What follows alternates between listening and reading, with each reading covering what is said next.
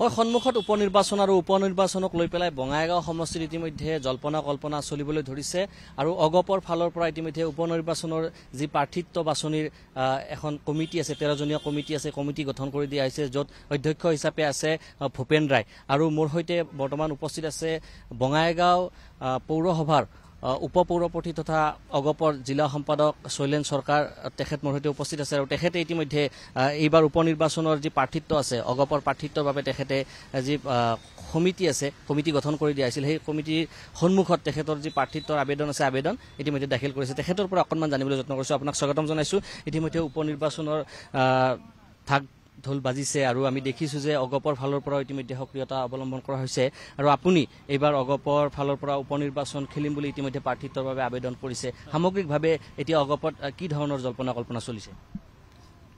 ইতিমধ্যে 13জনীয়া কমিটি এটা বাছনি কমিটি গঠন কৰা হৈছে, ডিষ্ট্ৰিক্ট কমিটিয়ে এইটো গঠন কৰি দিয়া হৈছে আৰু তেওঁলোকে এতিয়া আবেদন পত্ৰ বিচাৰি থকা তেওঁলোকে বিচাৰিছে আৰু সেই মৰ্মে ময়ো এজন প্ৰাৰ্থী হিচাপে মোক বৃহত্তৰ বঙাইগাঁওবাসী ৰাইজে বঙাইগাঁও চহৰৰ মাজমজিয়াৰ পৰা গাঁৱলৈকে মোক বিচাৰিছে, বিভিন্ন অনুষ্ঠান প্ৰতিষ্ঠানবিলাকেও বিচাৰিছে।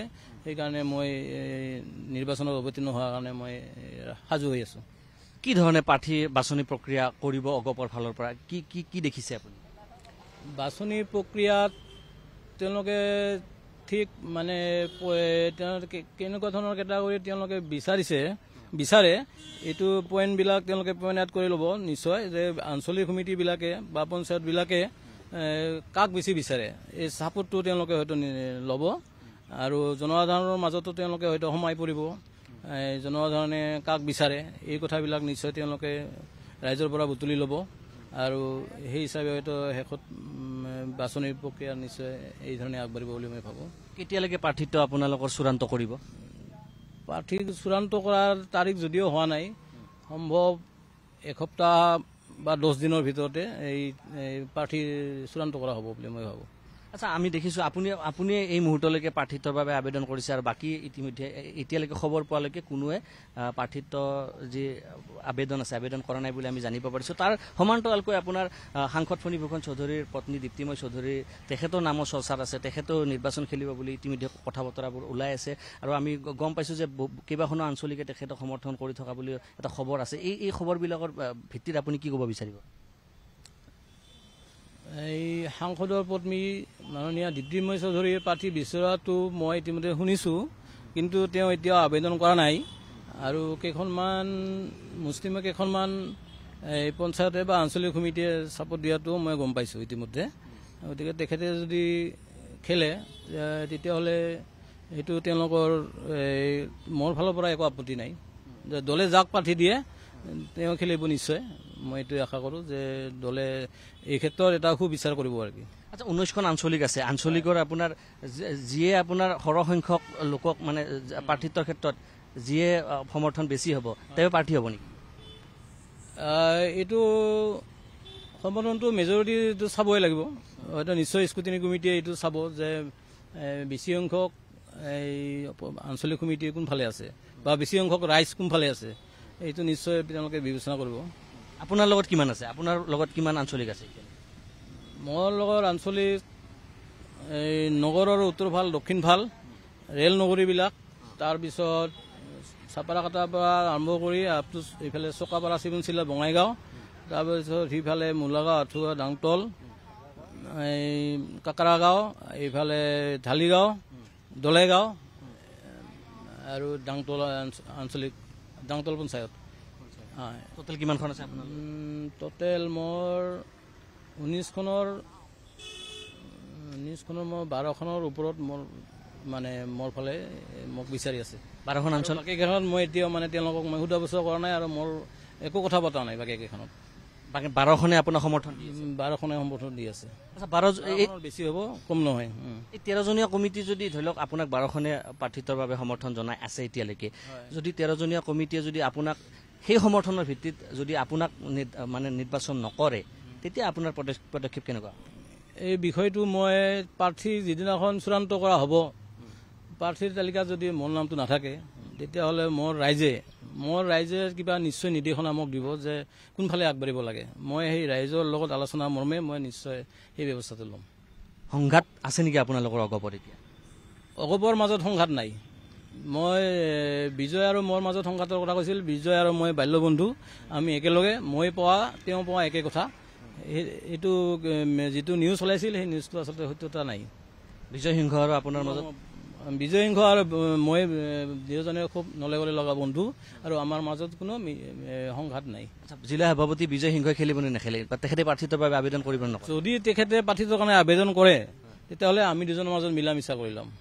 দীপ্তিময় চৌধুৰী যদি কৰে? দীপ্তিময় চৌধুৰী কৰিলে সেইটো দলে নিশ্চয় বিবেচনা কৰিব। সময়ত দলে যাক বাছে তেওঁ আহি যাব। দলেৰ বাছনি প্ৰক্ৰিয়াটো কেনেকুৱা ধৰণৰ হ'ব? কাৰণ আপুনি অগপৰ সভাপতি, জিলা সভাপতি, আপুনি জিলা সম্পাদক, আপুনি বিষয়বস্তুটোৰ ওপৰত অকণমান হ'লেও জ্ঞাত।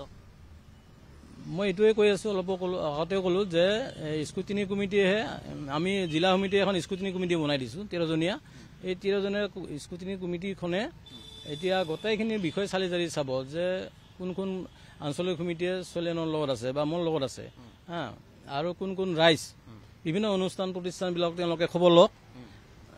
তেওঁলোকে খবৰ লৈ পেলাই এই বিভিন্ন অনুষ্ঠান আছে বঙাইগাঁৱত, নিশ্চয় কিছুমান ৰাজনৈতিক অনুষ্ঠানো আছে, কিছুমান অৰাজনৈতিক অনুষ্ঠান আছে।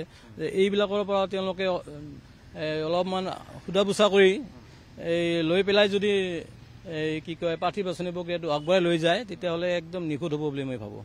ৰাইজে আপোনাক কিয় বিচাৰি আছে? ৰাইজে বিচৰা মূলতে হ'ল, কৈছে যে তেওঁলোকে অলপমান পৰিৱৰ্তন বিচাৰিছে ৰাজনৈতিক ক্ষেত্ৰখনত, বঙাইগাঁৱৰ ৰাজনৈতিক ক্ষেত্ৰত নতুন বাতাবৰণ এটা বিচাৰিছে।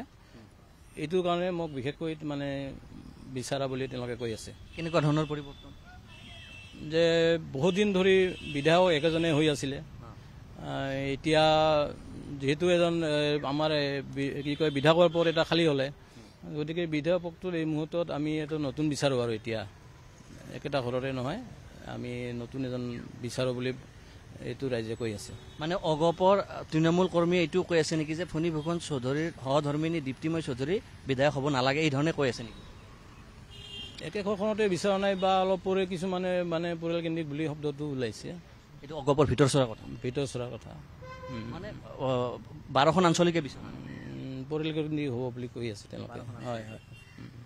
এয়া অগপৰ সম্পাদক, জিলা সম্পাদক শৈলেন চৰকাৰ, তেখেত উপ পৌৰপতি বঙাইগাঁও পৌৰসভাৰ, আৰু তেখেতে এইবাৰ প্ৰাৰ্থিত্বৰ বাবে আবেদন কৰিছে। আৰু তেখেতৰ লগত 12খন আঞ্চলিক, বঙাইগাঁও জিলাৰ যি 12খন আঞ্চলিক আছে, আঞ্চলিক কমিটি আছে অগপৰ, তেখেতৰ লগত থকা বুলি কৈছে। আৰু ৰাইজে তেখেতক প্ৰাৰ্থী হোৱাটো বিচাৰা বুলি ইতিমধ্যে তেখেতে প্ৰাৰ্থিত্বৰ বাবে আবেদন কৰিছে। আৰু হয়তো কেইদিনমান পিছতে প্ৰাৰ্থিত্বৰ যি চূড়ান্ত প্ৰক্ৰিয়া আছে, এই প্ৰক্ৰিয়া আৰম্ভ হ'ব বা প্ৰাৰ্থিত্ব তালিকাৰ প্ৰকাশ পাব।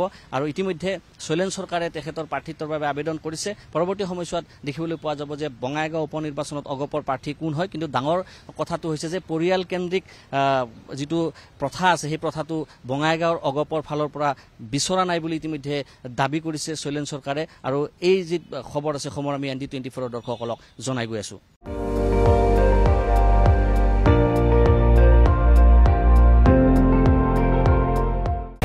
আপুনি চাই আছে ND24, সৰ্বশ্ৰেষ্ঠ নহয়, সৰ্বোত্তমৰ দৌৰ।